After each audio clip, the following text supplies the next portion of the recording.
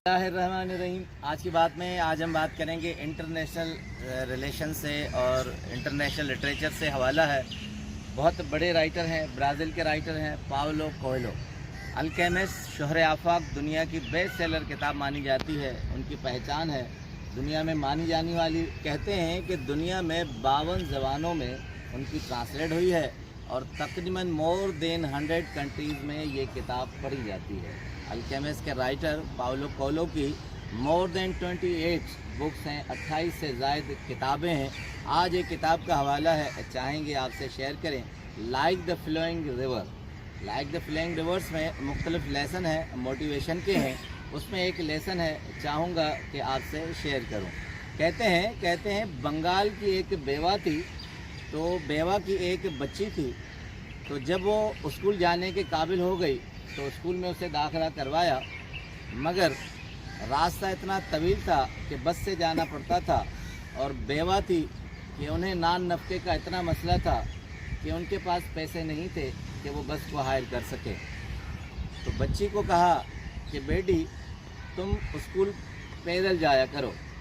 तो बच्ची जब पैदल जाने लगी तो रास्ते में जंगल आता था, तो बहुत डर लगता था उसे।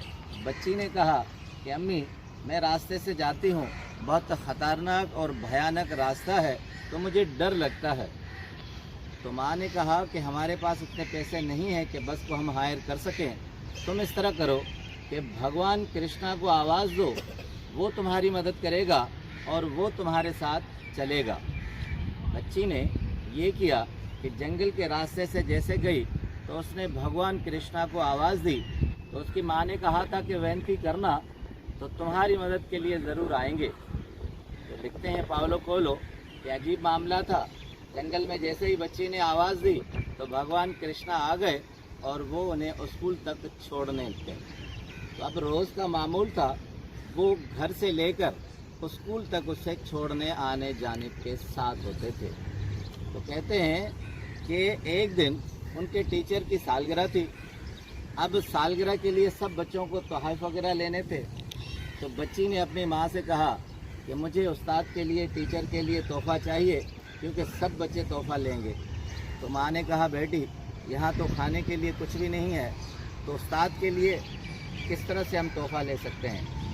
तो फिर माँ ने कहा तुम इस तरह करो कि भगवान कृष्णा को विनती करो, प्रार्थना करो, वो तुम्हें ज़रूर कोई तोहफ़ा देगा जो तुम अपने टीचर के लिए ले जाओ। यही हुआ। जंगल में खड़े होकर बच्ची ने दुआ की और कहा कि भगवान कृष्णा मेरे भाई, तुम मुझे सुबह शाम छोड़ने जाते हो स्कूल, तो मेरी मदद करो, मेरे पास कुछ भी नहीं है। तो भगवान कृष्णा ने आसमान की तरफ हाथ किया और एक दूध से भरा जग उसे दे दिया। बच्ची बहुत खुश हो गई। उस्ताद की सालगिरह अपने घर पर थी तो उसे वो तोहफ़ा दिया, मगर चूँकि तमाम बच्चों के तोहफ़े बड़े कीमती और खूबसूरत थे, ये दूध से भरा जग कुछ अजीब लगता था। तो टीचर ने उसकी तरफ गौर नहीं किया। अपने मुलाजिम को कहा कि जाकर बावर्ची खाने में रख दो। तो मुलाजिम ने बावर्ची खाने में रख दिया। तकरीब अभी जारी थी, तो कुछ देर के बाद मुलाजिम को ज़रूरत पड़ी कि गिलास में वो दूध डाले। जैसे ही वो यहाँ से दूध निकालने लगा तो जग फिर दोबारा से भर गया।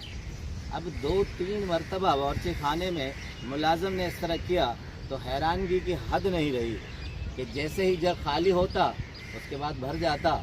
वो दौड़ता हुआ मालिक के पास आया, टीचर को कहा कि बड़ी हैरानगी की बात है कि मैं जग से दूध निकालता हूँ और फिर जग दोबारा भर जाता है। बड़े हैरान हुए और सब बच्चे देखने लगे। तो टीचर ने उस बच्ची को कहा कि ये जग तुम्हें कहाँ से मिला। उसने कहा मेरे साथ भगवान कृष्णा आते हैं, वो स्कूल तक छोड़ने आते हैं, तो उन्होंने मुझे ये तोहफ़ा दिया है। तो बच्चे सारे हंसने लगे और बच्ची की तरफ देखने लगे और टीचर भी हंसा। टीचर ने कहा बेटे ये सारे वहम व गुमान होते हैं, कोई नहीं होता जो जिसका साथ दे उसके साथ रहे और इस तरह की मदद करे। अब चूँकि ये मौजज़ा तो सामने था कि जग से दूध निकलता और भर कर आता, तो सारे बच्चों ने परसिस्ट किया और टीचर को भी ये गुमान हुआ। उसने कहा चलो ऐसा है तो दिखाओ हमें भगवान कृष्णा कि वे तुम्हारे साथ जाता है, आता है और तुम्हें ये इस तरह का तोहफ़ा दिया है। अब सब बच्चे और टीचर जंगल में गए।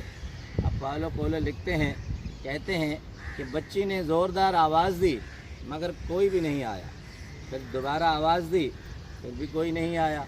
तो सारे बच्चे फिर हंसने लगे। फिर उनके टीचर ने कहा कि देखो, मैंने कहता था ये सारा वहम है, इस तरह नहीं होता। अब उस बच्ची ने दुखियारी आवाज़ में कहा कि मेरे भाई कृष्णा, मेरी मदद करो, मेरे टीचर तुम्हें देखना चाहते हैं। तो वहाँ से बच्ची को आवाज़ आई कि बेटी, मैं किस तरह अपने आप को जाहिर करूं, मैं किस तरह अपने आप को दिखाऊं जब तुम्हारा टीचर मुझ पर यकीन ही नहीं रखता। अब पाउलो कोएल्हो लिखते हैं कि दुनिया में यकीन की ताकत ये होती है। एक बच्ची जो स्कूल जाने वाली है, उसे यकीन है कि भगवान कृष्णा आएगा और वो उसके साथ आ जाता है, उसकी मदद भी करता है। एक टीचर जो पढ़ा लिखा है, अपने उम्र से मैच्योरिटी की हद को पार कर चुका है, मगर उसे यकीन नहीं है। जब आदमी को यकीन नहीं होता तो मौजज़े नहीं होते। कहते हैं द पावर ऑफ बिलीफ यही है कि आप अगर यकीन करेंगे तो कामयाबी आपके कदमों में होगी। आप अगर यकीन करेंगे कि ये दुनिया आपके लिए खूबसूरत है तो दुनिया आपके लिए खूबसूरत होगी। हम काम करने से पहले ये पहले से तय कर लेते हैं, सोच लेते हैं, यकीन की हद को पार नहीं करते।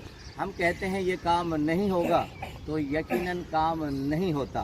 पाउलो कोएल्हो की कोटेशन है, व्हेन यू वांट समथिंग, अगर आप कुछ हासिल करना चाहते हैं, then you have to conspire the universe, तो आपको दुनिया से ये कहना पड़ेगा and helping to achieve it, और फिर वो आपको मदद करेगी अचीव करने में।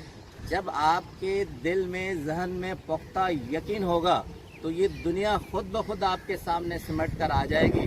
वरना यकीन नहीं करेंगे तो आपके सामने कोई भी कामयाबी और कोई भी मकसद सामने नहीं आएगा।